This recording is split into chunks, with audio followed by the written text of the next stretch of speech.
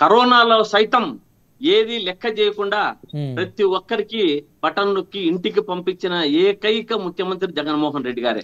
అంటే ఇది వేరే రాష్ట్రాల్లో ఎట్లా జరిగిందో ఏమో గానీ మన రాష్ట్రంలో మాత్రం అతను ఏమి చేశాడో, ఎక్కడి నుంచి తెచ్చాడో, ఏమి ఇప్పుడు ఇప్పుడు ఇప్పుడు దాదాపు 1,80,000 కోట్లు అప్పు తీసుకొని వచ్చి కూడా సూపర్ 6 అమలు చేయలేకపోతున్నారు.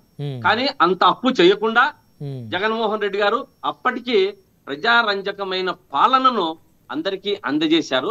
ఇటువంటి వ్యక్తిని మనం ఇలాగే కొనసాగిస్తే ఇక రాబోయే కాలంలో మనకు టీడీపీ పార్టీకి మనుగడ ఉండదు అన్న ఒక ఆలోచనని అంశన పెట్టుకొని సునీత రెడ్డి గారిని క్యాచ్ చేసి వారితో అగనిస్ట్ గా ఫస్ట్ సునీత రెడ్డి గారిని ఉచ్చులేకి లాక్కున్నారు, మరి షర్మిలను లాక్కున్నారు. చూస్తున్నాం ఇప్పుడు షర్మిల గారు చంద్రబాబు నాయుడు గారు ఏమి స్క్రిప్ట్ ఇస్తే, టీడీపీ వారు ఏమి స్క్రిప్ట్ ఇస్తే అది చదువుకుంటూ వస్తుంటారు పాపం.